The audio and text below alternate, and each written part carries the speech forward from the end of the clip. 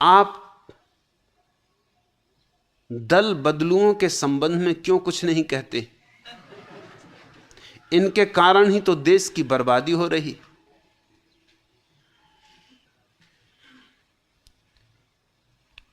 एक जगह कुछ कुत्ते बड़ी शांति के साथ जूठन खा रहे थे, न भौंक रहे थे न गुर्रा रहे थे।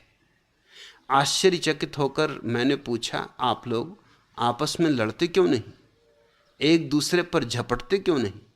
उनका नेता बोला, अब हम आपस में नहीं लड़ते, शर्म के मारे हैं, इस कला में हम आदमी से बुरी तरह हारे।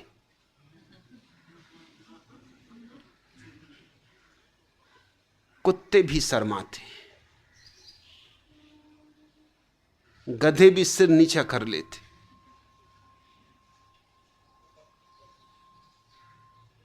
आदमी राजनीति में अपना सबसे ज्यादा उथलापन, ओछापन, थोथापन जाहिर करता है। राजनीति आदमी की नग्न अवस्था है। जैसा आदमी भीतर है वैसा राजनीति में सब ऊपर आ जाता है, सब कूड़ा करकट। जो लोग राजनीति में नहीं हैं वो कुछ उनसे बेहतर हैं ऐसा मत सोच लेना, उनका कूड़ा करकट भीतर है। उनकी छोटी छोटी राजनीतियां हैं, पति पत्नी को दबा रहा है, पत्नी पति को दबा रही, वो उनकी राजनीति है। उनका बड़ा हिसाब नहीं है, बाप बेटे को दबा रहा है, बेटा भी अपनी तरकीबें निकालता बाप को दबाने की। छोटे छोटे बच्चे भी राजनीति में कुशल हो जाते। छोटा बच्चा भी जानता है कि शोरगुल मचाओ, उपद्रव करो तो फिल्म में जाने के लिए पैसे मिलने वाले। बाप पहले तो मना करता ही, अगर उसकी मना मान ली तो गए काम से, और मचाओ शोरगुल। हर बेटा जानता है कि कितनी सीमा है बाप के सामर्थ्य की। जब तक बाप का सामर्थ्य न टूट जाए तब तक वो शोरगुल मचाया चला जाता है। आखिर एक बर्दाश्त होती है, आखिर बाप घबरा जाता है, वो कहता है कि ये ले पैसा, छुटकारा कर, जा भाड़ में जा, जहां जाना हो जा, मगर मेरे सामने से टल। वो लड़के ने राजनीति की।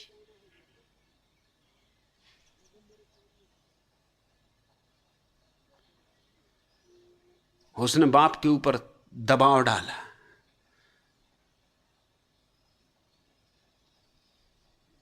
पैर पटका, उछला कूदा, किताब फाड़ दी, स्लेट तोड़ दी। आखिर बाप ने देखा कि ये उपद्रव शांत होने वाला नहीं। पत्नियां उपद्रव मचा देती। जिस दिन उनको साड़ी चाहिए उस दिन ज्यादा बर्तन टूटते, घर में प्लेटें गिर जाती, बच्चों की पिटाई होती। आखिर पति को समझ में आ जाता है कि साड़ी के बिना काम नहीं चलेगा।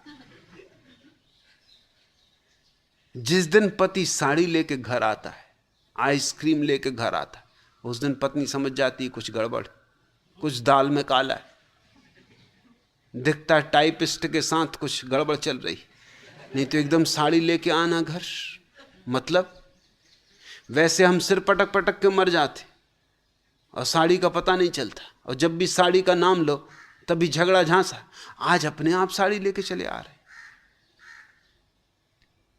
मुल्ला नसरुद्दीन हमेशा अपनी पत्नी के संबंध में कहता रहता था कि दुखी ही दुखी बनी रहती है, और दुखी रहती तो मेरी जान खाती। रात देर तक मैं शराब खाने में इसलिए बैठा रहता हूं, इसलिए पीता रहता हूं। मैंने उससे कहा, ऐसा कर, तूने कभी पत्नी को प्रेम भी दिया कि नहीं? कहीं ऐसा तो नहीं कि वो सिर्फ तेरे प्रेम के अभाव में इस तरह परेशान हो रही? एक दिन ऐसा कर, साड़ी खरीद, फूल ले जा, आइसक्रीम ले जा, मिठाई ले जा, और एकदम जाके गले लगा लेना और एकदम उसके सौंदर्य की प्रशंसा करना। कब से तूने उसके सौंदर्य की प्रशंसा नहीं की? उसने कहा कि आपने भी याद दिलाई, ये तो जमाने हो गए। ये तो शुरू शुरू में जब बंबई में चौपाटी पे मिला करते थे,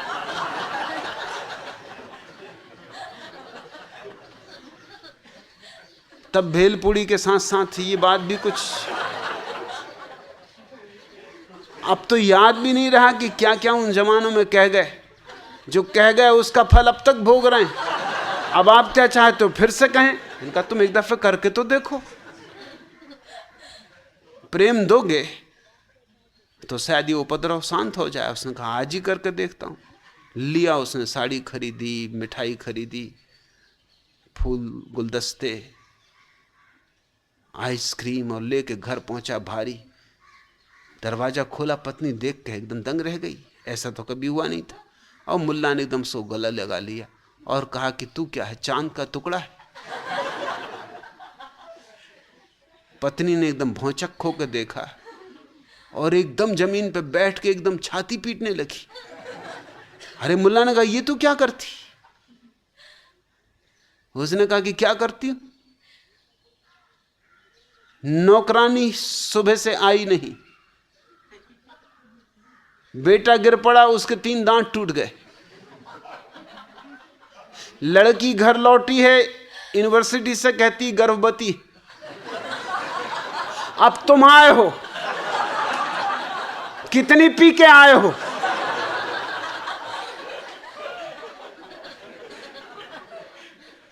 मेरी जिंदगी तो नरक है।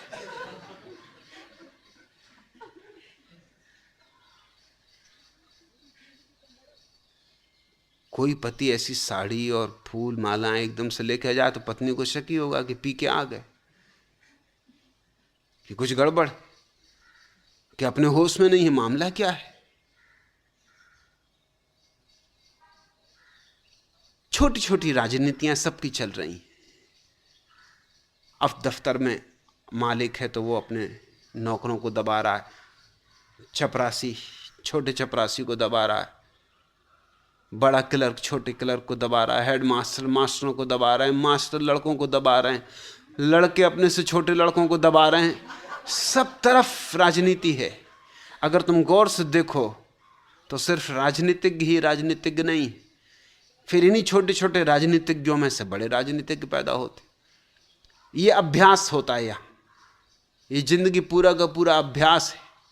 फिर इस अभ्यास में जो बहुत कुशल हो जाते वो फिर ऊंचे खेल खेलने लगते, फिर वो प्रदेशों की राजधानी में ऊधम मचाते, फिर घिराव करते हैं, धरने देते हैं, अनशन करते हैं, हड़तालें करवाते। फिर जो जितना ज्यादा बड़ा उपद्रवी होता है वो उतनी जल्दी दिल्ली पहुंच जाता है।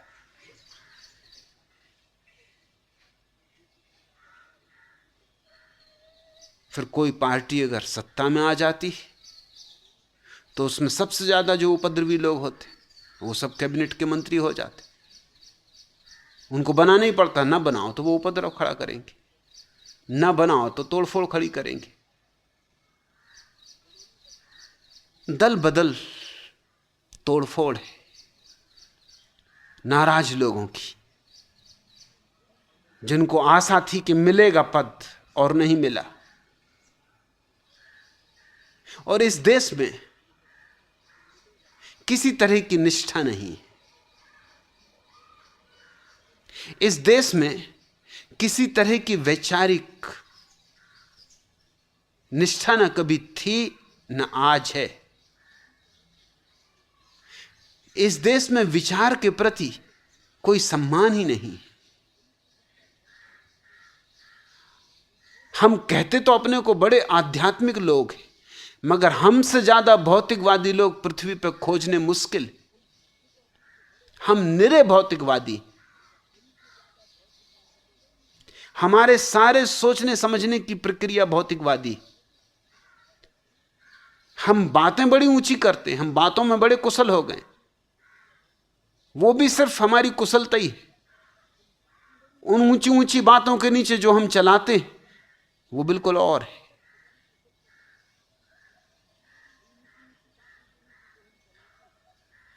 तुम जिनको नेता मान लेते हो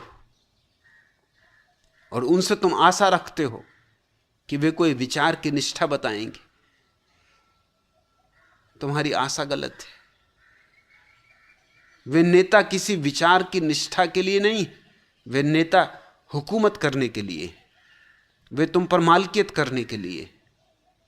विचार इत्यादि के तो बहाने, वो तो नारे। अगर समाजवाद हवा में है तो समाजवाद का नारा दो, क्योंकि समाजवाद को मत मिलेंगे। अगर कोई और चीज हवा में है तो जल्दी से हवा के साथ हो जाओ। जो हवा का रुख पहचानता है उसको ही होशियार राजनीतिज्ञ कहते हैं।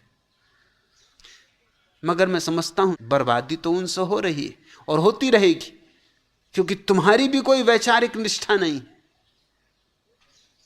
विचार ही नहीं है, बुद्धिमत्ता ही नहीं, तो विचार कहां से होगा? इस देश में कोई सोचता समझता है? कोई सोच के जी रहा है? एक महिला एक जीप में सवार हुई,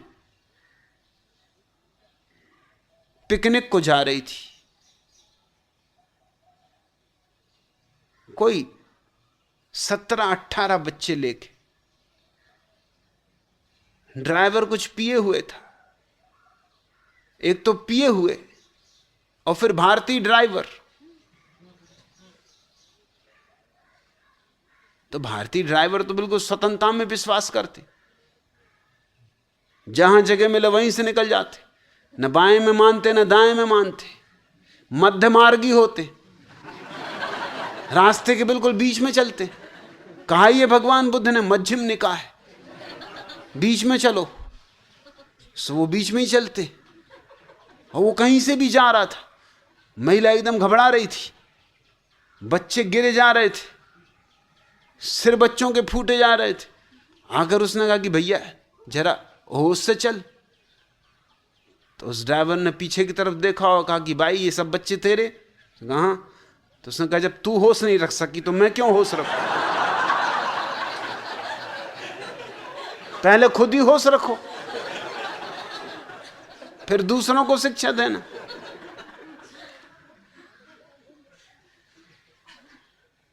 तुम कितने बच्चे पैदा करते जाते हो, कुछ होश है?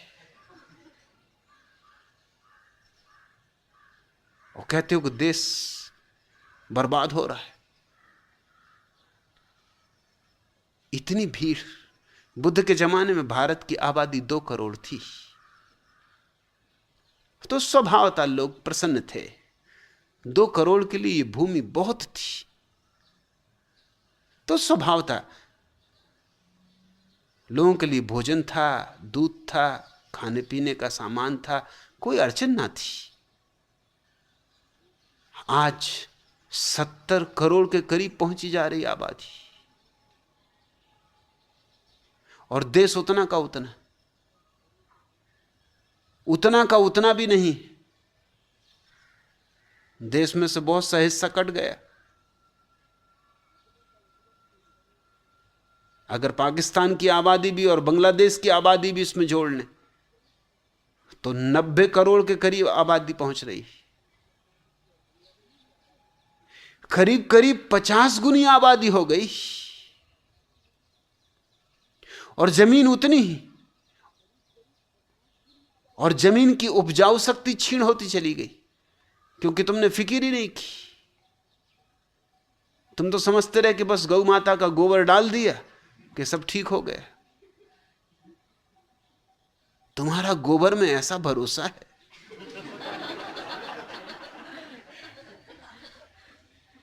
ऐसी श्रद्धा है कि अगर देश गोबर गणेशों से भर गया तो कुछ आश्चर्य नहीं। सब गौपुत्र, गौ माता के वंशज। तुमने जमीन पर कभी ध्यान नहीं दिया कि इसको जितना हम इससे ले रहे हैं इतना वापस देने की जरूरत है। 2500 साल में तुमने जमीन को चूस लिया, उसमें कुछ बचा नहीं। जमीन बांझ हो गई और संख्या बढ़ती चली जाती। अब इस उपद्रव की हालत में तुम जिनको राजनेता बना के भेजते हो वो आश्वासन तो देते हैं, वो भी जानते हैं कि पूरे नहीं कर सकेंगे, और तुम भी अगर होश में हो तो तुम भी जानते हो कि पूरा नहीं कर सकेंगे। इसमें किसी का कसूर भी नहीं, पूरे हो नहीं सकती, तुम्हारी समस्याएं इतनी बड़ी। तो तुम जिसको भी सत्ता में भेजोगे वो आश्वासन देगा, और 4-6 महीने में तुमको लगेगा कि ये तो गड़बड़ हो गई। लेकिन 5 साल फिर प्रतीक्षा करो, लेकिन 5 साल में तुम 10 करोड़ की आबादी और बढ़ा लोगे। 5 साल बाद जो राजनेता आश्वासन देगा वो और भी मुश्किल में दे रहा है, मगर उसको सत्ता करनी है, उसको सत्ता का मजा लेना है, उसको भी फिक्र नहीं तुम्हारी समस्या की, तुमको भी फिक्र नहीं तुम्हारी समस्या की, किसी को समस्या की फिक्र नहीं। उसको आश्वासन देना पड़ता है क्योंकि तुम मत ना दोगे। तुम जो कहो वो कहता है हाँ, तुम जैसा कहो वो कहता है हाँ, यही करेंगे, ऐसा ही करेंगे। लेकिन जैसे ही वो सत्ता में पहुंचता उसको दिखाई पड़ता है कि मामला तो इतना बड़ा, ये हो कैसे सकता है, इसकी संभावना क्या कहाँ है। और अगर कोई राजनेता करने की कोशिश करे तो तुम उसको खूब फल चखाते हो। तुमने इंदिरा को जो कष्ट दिया 3 साल तक, उसका कुल कारण इतना था कि उसने कुछ करने की कोशिश की थी, उसने चेष्टा की थी कि तुम्हारी जनसंख्या रुक जाए, तो तुम नाराज हो गए कि हमारे साथ जबरदस्ती हो रही, कि हमें बांझ किया जा रहा है, कि हमें पकड़ पकड़ के नसबंदी की जा रही। नसबंदी इंदिरा को ले डूबी। अब इंदिरा को भी सोचना पड़ेगा कि नसबंदी करनी कि नहीं, और अगर नसबंदी नहीं होती तो तुम्हारी समस्याएं रोज बढ़ती जाएंगी। तुम बर्बादी के कगार पर खड़े हो, तुम आत्महत्या करने के कगार पर खड़े हो, और अगर वो नसबंदी की कोशिश करेगी तो तुम फिर उसे दिक्कत दोगे। इसलिए मुरारजी ने 3 साल में कुछ भी नहीं किया, संख्या को बढ़ने दिया मजे से। अरे मजा करो, बाल गोपाल बढ़ाओ, तो बाल गोपालों का देश ही है। बाल गोपाल तो बढ़ते जा रहे हैं, ना कहीं दूध है ना कोई मटकी, कंकड़ पत्थर फेंकने का भी सवाल नहीं। मुरारजी तो चुपचाप कुछ किए नहीं 3 साल। मुरारजी लोगों को ठीक जमे कि कुछ गड़बड़ तो नहीं करते, भले आदमी।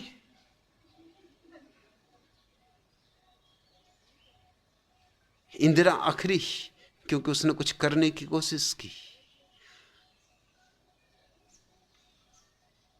मैं तो इंदिरा को कहूंगा कि फिर करने की कोशिश करो, और जोर से कोशिश करो, क्योंकि इस देश को सीधे सीधे रास्ते पर लाया जा सकता नहीं। इसकी समस्याएं काफी तिरछी हो गई। अमेरिका जैसे देश प्रसन्न है क्योंकि 20 करोड़ की आबादी और जमीन हमसे बहुत ज्यादा। रूस प्रसन्न है क्योंकि 20 करोड़ की आबादी और जमीन हमसे बहुत ज्यादा। हम कैसे प्रसन्न हो सकते हैं? मगर अमेरिका में फिक्र है कि कोई 2 बच्चे से ज्यादा ना पैदा करे। कोई करता नहीं, इसलिए कोई जबरदस्ती की जरूरत नहीं। हम अभी लोकतंत्र के योग भी नहीं, लोकतंत्र के योग्य होने योग्य प्रतिभा नहीं है हमारी। लोकतंत्र का अर्थ होता है लोग इतने बुद्धिमान हैं, सोच विचारशील हैं कि उनको छोड़ा जा सकता है, वो खुद ही इस तरह के काम नहीं करेंगे। लेकिन नहीं, तुम समस्याएं खड़ी करते जाओ, फिर ऊपर जो हैं उनको दिखाई पड़ता है कि कुछ हल तो हो सकता नहीं, किसी का तो हल हो सकता नहीं, तो कम से कम अपनी मुसीबत तो हल कर लो। 4 दिन की जिंदगी है, अब यहां तो कुछ हल होने वाला नहीं है, यहां तो मुसीबत बढ़ते जाने वाली। तो 4 दिन खुद तो कम से कम बंगले में रह लो, 4 दिन खुद तो सुख के बिता लो। और कोई हम ठेका लेके आए हैं, राजनेता तुमको आश्वासन देता है क्योंकि तुमसे वोट चाहिए, वोट मिल जाने के बाद तुम्हारी उससे कोई चिंता नहीं, और तुम्हारी अगर वो चिंता करे तो तुम उसे टिकने नहीं दोगे। इस देश की मूढ़ता का अंत नहीं। इस देश को अगर बदलना हो तो केवल वे ही लोग बदल सकते जो सूली पे चढ़ने को राजी हो, जो गोली खाने को राजी हो, ये देश उनको मारेगा। मुझको इतनी गालियां पड़ती, सारे मुल्क में गालियां पड़ती, उसका सिर्फ कारण इतना है कि मैं सीधी सीधी वही बात कह रहा हूं जो कही जानी चाहिए। लेकिन तुम चाहते हो तुम्हारी खुशामद हो, तुमसे कहा जाए कि तुम महान हो, बहुत धार्मिक हो, बड़े बुद्धिमान हो, तुम जैसा बुद्धिमान पृथ्वी पे कोई नहीं, तब तुम बिल्कुल प्रसन्न होते हो। मगर तुम जैसा बुद्धू कोई नहीं है आज जमीन पर, और मुझे तुमसे कोई वोट नहीं चाहिए, इसलिए कोई फिक्र नहीं। तुम पूछते हो कि आप दल बदलुओं के संबंध में कुछ क्यों नहीं कहते। क्या कहने को है, सब तो तुम्हें पता है। निरादरणीय दल बदलू जी, बार बार धिक्कार। सुना है आपने दूसरा दल भी छोड़ दिया, अपना भाग्य फोड़ा या उनका फोड़ दिया।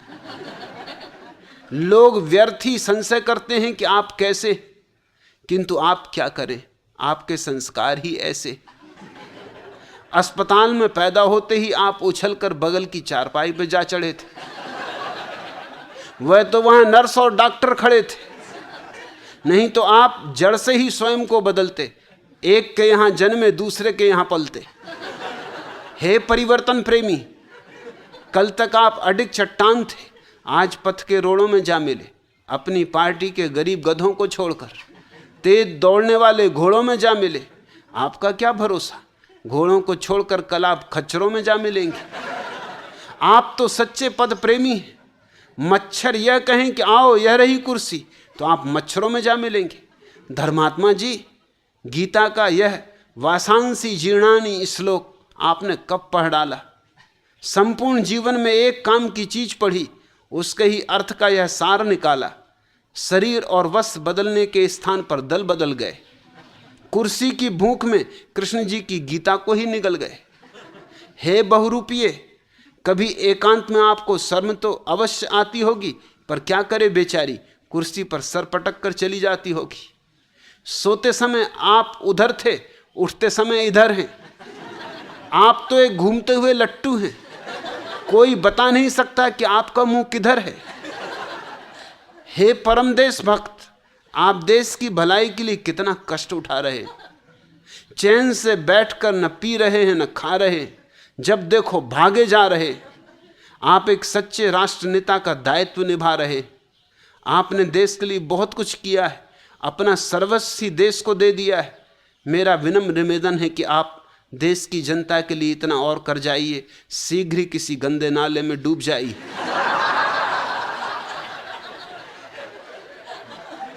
और दल बदलुओं के संबंध में क्या कहो, कहने योग्य क्या है।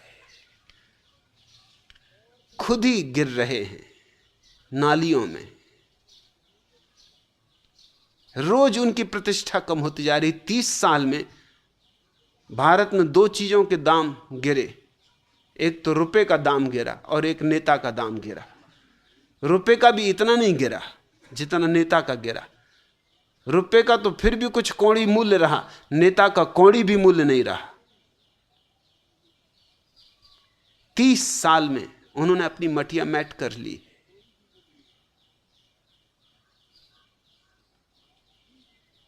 मगर तुम उनकी बातों में आ जाते हो। भूल तुम्हारी, कसूर तुम्हारा है। एक नेताजी व्याख्यान दे रहे थे, बड़े जोश खरोश में थे।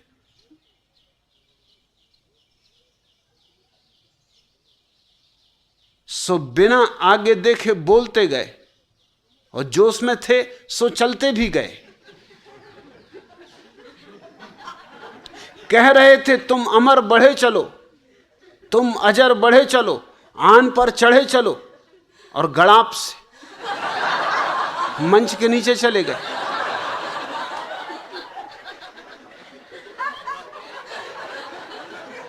मुल्ला नसरुद्दीन भीड़ में था, खड़ा हो गया और कहा, खड्ड में गिरे चलो। और क्या करोगे, वो गड़ाप से गिरी रहे। अब कुछ कहने को ज्यादा उनके लिए है नहीं। मैंने सुना है कि मोरारजी देसाई अभी हाल के चुनावों के बाद उदासी में एक दिन जरा ज्यादा पी गए। क्या पी गए सो तुम जानते ही हो।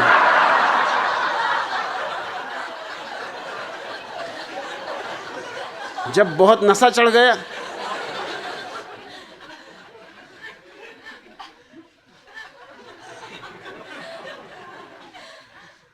तो अपनी ही टंगी शेरवानी को रात के अंधेरे में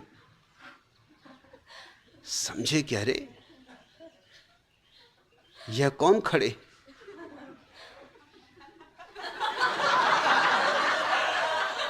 सो बोले, श्रीमान चमत्कार जी,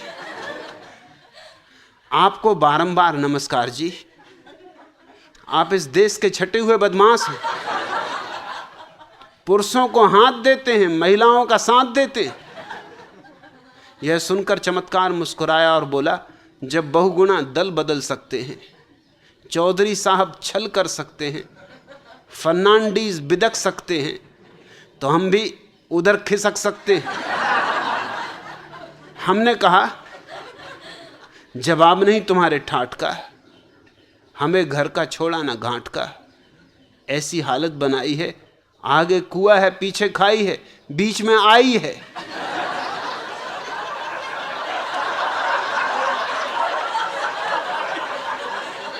चमत्कार बोला, आप तो लड़ रहे हैं, आप बिना बात बिगड़ रहे हैं।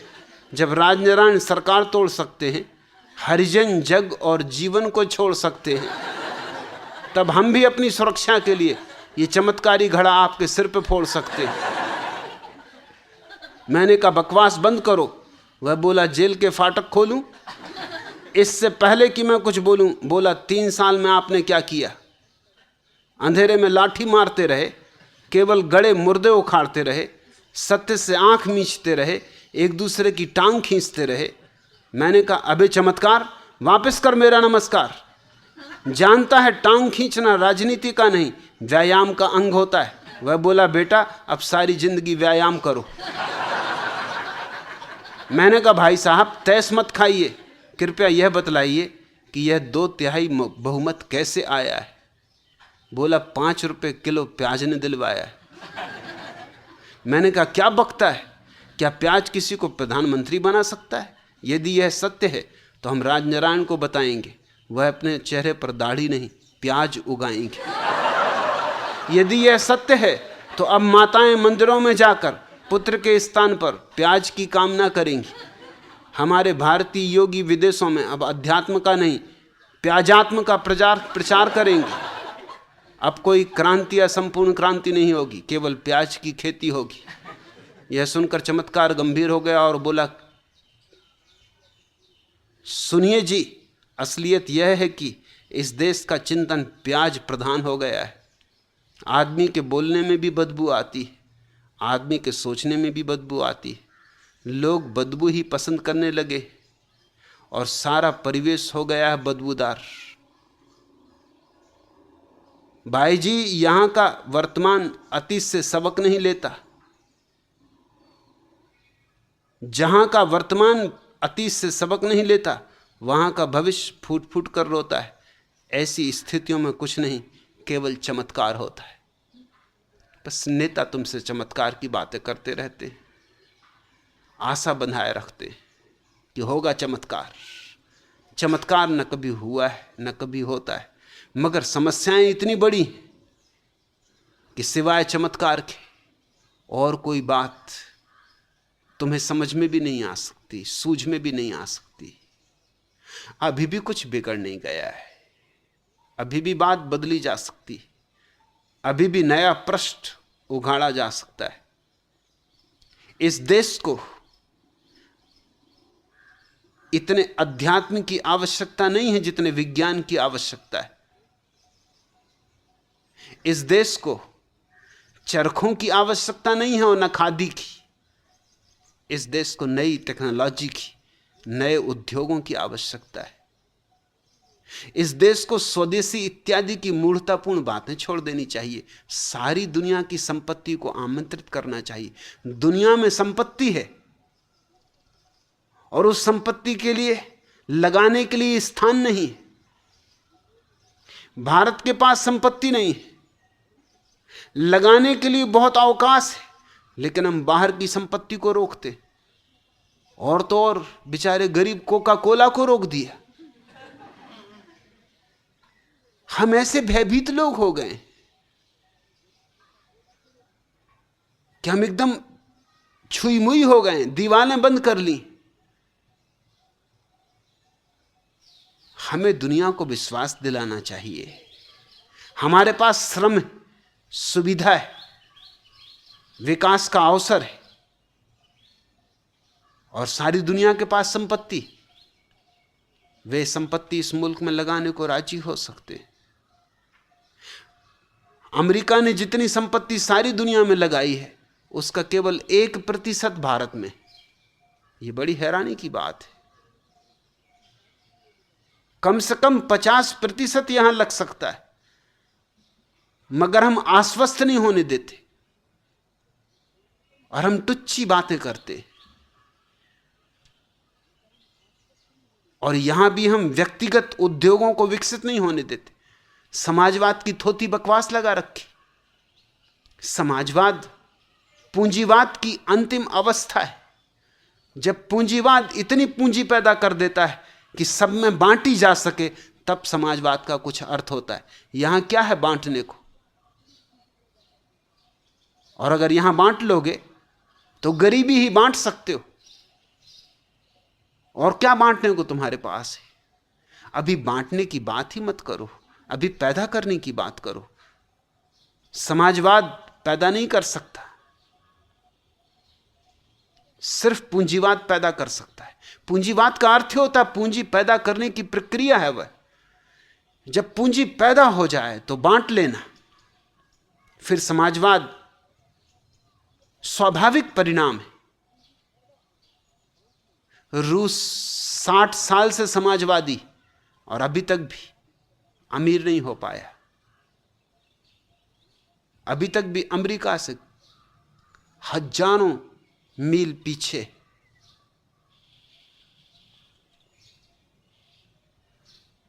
अमेरिका की समृद्धि का राज क्या है? सीधा सा राज है, व्यक्तिगत उद्योग को अधिक से अधिक मूल्य दिया जा रहा है। और अमेरिका ने सारी दुनिया से संपत्ति को आमंत्रित कर लिया। इस देश की समस्या हल हो सकती है। ऐसी कोई समस्या ही नहीं होती जो हल ना हो सके। एक 3 बातें ख्याल रखने जैसी हैं। एक, इस देश की जनसंख्या नीचे गिरनी चाहिए। जिनको भी समझ हो थोड़ी, उन्हें संतान से सावधान हो जाना चाहिए। अब वो नारा भी काम नहीं चलेगा कि 2 या 3 बस। जो लोग बिल्कुल बिना बच्चों के रह सकें, उनको सम्मान दिया जाना चाहिए। उनको हर तरह से सुविधाएं दी जानी चाहिए। उनको पहले नौकरियां दी जानी चाहिए। उनको तनख्वाहें ज्यादा दी जानी चाहिए। उनको इनकम टैक्स में सुविधा दी जानी चाहिए। अभी उल्टा है, जितने ज्यादा बच्चे हों उतनी इनकम टैक्स में सुविधा मिलती।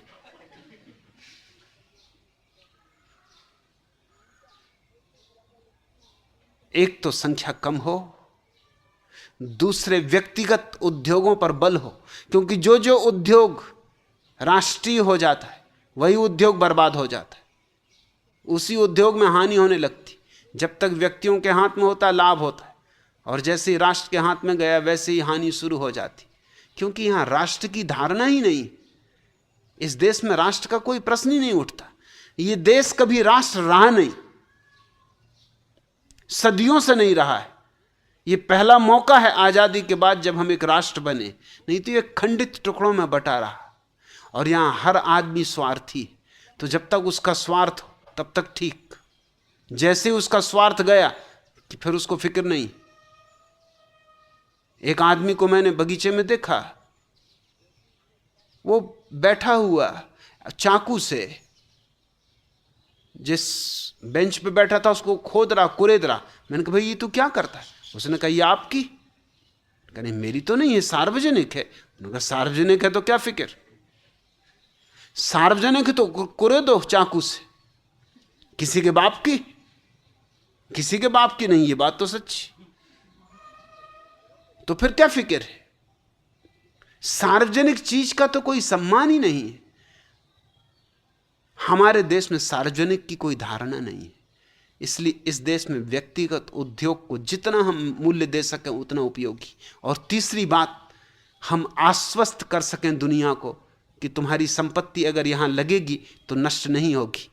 इस तरह की टुच्ची बातें हम नहीं करेंगे कि कोका कोला पे कब्जा कर लें या फलाने को बंद कर दें या ठिकाने को बंद कर दें। ये फिजूल की बातें हम नहीं करेंगे। तुम्हारी संपत्ति सुरक्षित रहेगी, लेकिन हमारी जान इसमें अटकी कि वो कुछ कमा ना ले।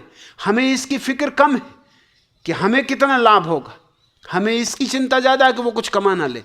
ठीक है, वो कुछ कमाएंगे, मगर वो कुछ कमाएंगे तो हम बहुत कमाएंगे। मगर इस देश के सोचने का ढंग गलत हो गया है।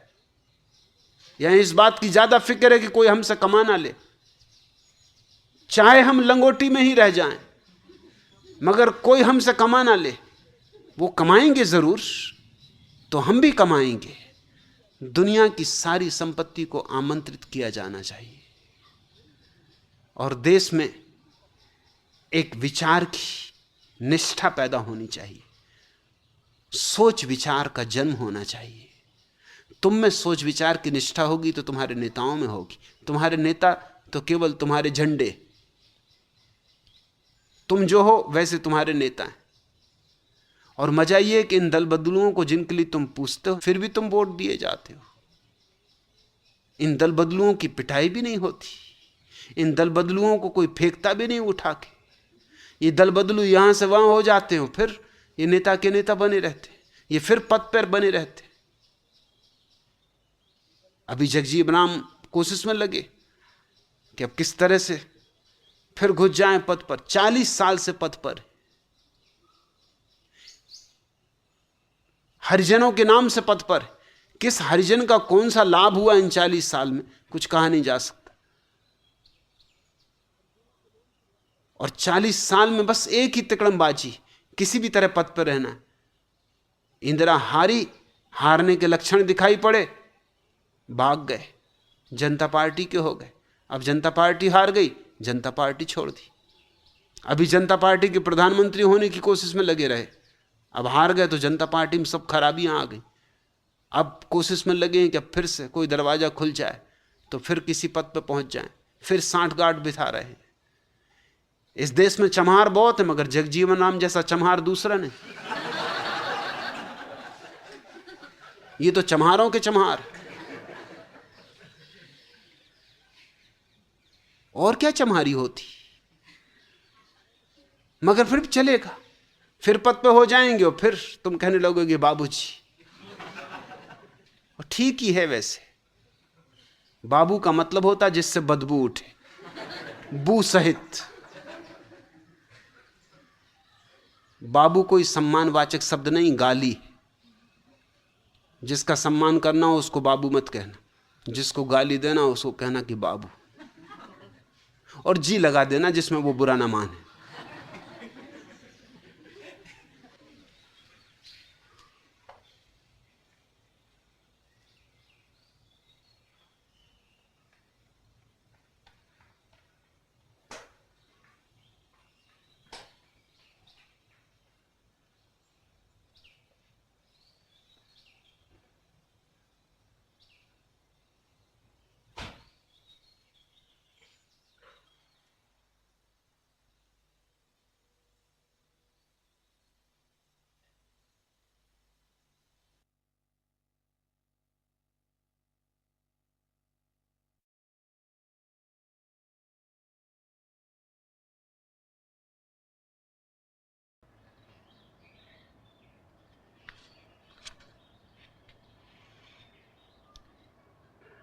राजनीति की मूल कला क्या है?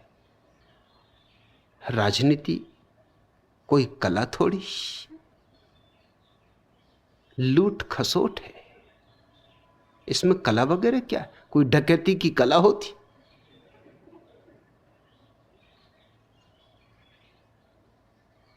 राजनीति डकैती है, दिन दहाड़े जिनको लूटो। वो भी समझते हैं कि उनकी सेवा की जा रही। ये बड़ी अद्भुत डकैती। डाकू भी इससे मात खा गए, डाकू भी पिछड़ गए, सब तिथि वाह हो गए, आउट ऑफ डेट।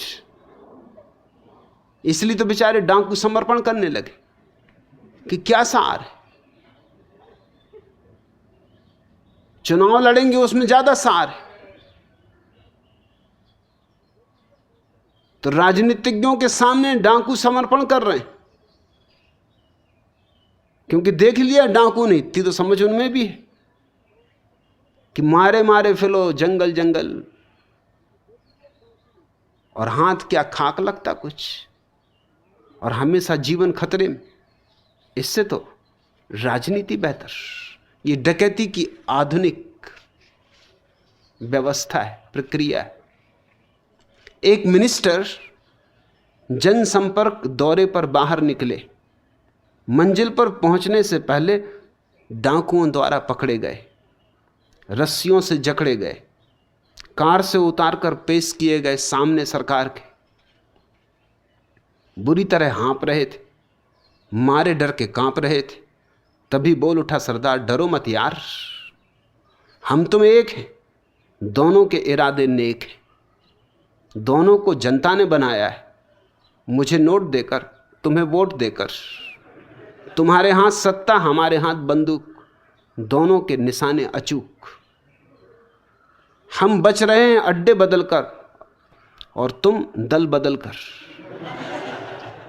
दोनों ही एक दूसरे के प्रचंड फ्रेंड, जनता को लूटने में दोनों ट्रेंड, या यूं कह लो सगे भैया, रास्ते अलग अलग, लक्ष्य दोनों का रुपया। दोनों के साथ पुलिस, हमारे पीछे तुम्हारे आगे। यहां आए हो तो एक काम कर जाओ, अपनों के बीच आराम कर जाओ। बैंक लूटने के उपलक्ष्य में हमारे पक्ष में आज की रात ठीक 8 बजे तुम्हारा भाषण, और तुम्हारे ही हाथों नए अड्डे का कल उद्घाटन। राजनीति की कला क्या है? कोई कला नहीं, सीधी साफ डकैती है, शुद्ध डकैती है। डाकुओं के दल, और उन्होंने बड़ा जाल रच लिया है। एक डाकुओं का दल हार जाता है, दूसरों का जीत जाता है, दूसरों का हार जाता है, पहलों का जीत जाता है, और जनता एक डाकुओं के दल से दूसरे डाकुओं के दल के हाथ में डोलती रहती। यहां भी लुटोगे, वहां भी लुटोगे, यहां भी पिटोगे, वहां भी पिटोगे। होश पता नहीं तुम्हें कब आए। जिस दिन तुम्हें होश आएगा उस दिन राजनीति दुनिया से उठ जाएगी, उस दिन राजनीति पर कफन ओढ़ा दिया जाएगा, राजनीति की कब्र बन जाएगी। राजनीति की कोई भी आवश्यकता नहीं। क्या सुंदर शब्द गढ़ा है लोगों ने, राजनीति, जिसमें नीति बिल्कुल भी नहीं, उसको कहते राजनीति। सिर्फ चालबाजी है, धोखाधड़ी है, बेईमानी। रावण द्वारा सीता अपहरण के बाद राम ने अपने भक्त हनुमान को बुलाया और भरे हृदय से यह बताया, दुनिया कुछ भी कहे तू मेरा दास है, पर मुझे अपने से भी ज्यादा तुझ पे विश्वास है। जाओ, जल्दी से जाओ, सीता को खोज कर लाओ, या मेरी निशानी देकर उसे तसल्ली दे आओ। हनुमान ने रामचंद्र जी के पैर छुए, सीता की खोज में रवाना हुए। रावण के दरबार में पहुंचे, उसे देखकर गुस्से में जबड़े भींचे, कहा, दुष्ट, सीता को लौटा दे, क्यों मरने को तैयार हो रहा है? पर कलयुग का रावण होशियार था, उसने बड़े प्यार से हनुमान जी को गले लगाया और समझाया, देख यार, तू जंगल में पड़ा पड़ा क्यों अपनी जवानी बर्बाद कर रहा है? भूख से तेरा पेट कितना सिकुड़ रहा है। मैं चाहूं तुझे लखपति बना दूं, मेरे मंत्रिमंडल में एक जगह खाली, तू कहे तो तुझे मंत्री बना दूं। सुनते ही पत्थर से भी ठोस हनुमान जी ढीले पड़ गए। वे राम के तो पैर छूते थे, पर रावण के पैरों में पड़ गए। बोले, माई बाप, सीता का तो केवल बहाना था, मुझे तो वैसे ही आपके पास आना था। अरे मैं आपके इस एहसान की कीमत कैसे चुकाऊं? आप मेरी पूंछ में आग लगवा दें तो उस राम की अयोध्या फूंकाऊं। मैं उसकी किस्मत कभी भी फोड़ सकता हूं। आपके मंत्रिमंडल में एक जगह और भी खाली हो तो लक्ष्मण को भी तोड़ सकता हूं। इस गद्दी के लिए एक सीता तो क्या, 1000 सीताएं आपके पास छोड़ सकता हूं। आप भी बेवकूफ हैं, कहीं कलयुग में सीता चुराते। अरे पद के लिए तो आज के राम अपने आप आपके पास चले आएंगे और अपनी सीता खुद आपके पास छोड़ जाएंगे।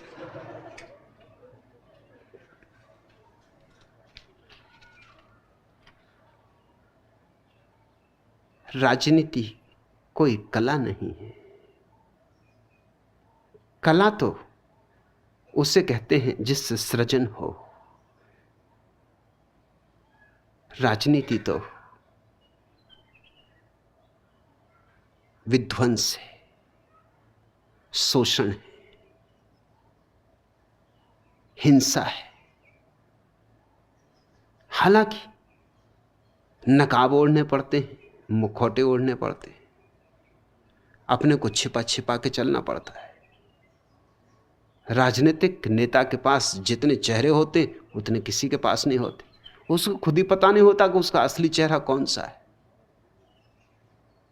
मुखौटे ही बदलता रहता है।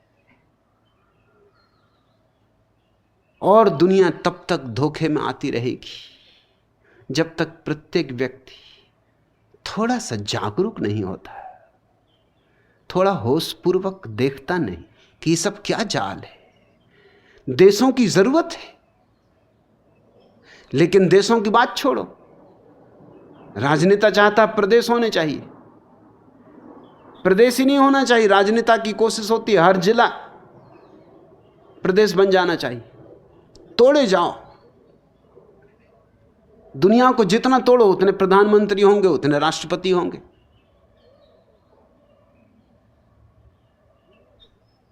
दुनिया को जोड़ो तो प्रधानमंत्री कहां होंगे, राष्ट्रपति कहां होंगे। राजनीति जुड़ने नहीं देना चाहती आदमी को, और तुम्हारे तथाकथित धर्म भी नहीं जुड़ने देना चाहते। दोनों राजनीति के ही दो पहलू हैं। जो चीज तोड़ती वह पाप है, जो चीज जोड़ती वह पुण्य है। और पुण्य की कला होती, पाप की कोई कला होती। किसी को मारना हो इसमें कुछ बड़ी कला की जरूरत है, किसी को जिलाना हो तो कला की जरूरत होती। धर्म कला है, असली धर्म राजनीति नहीं।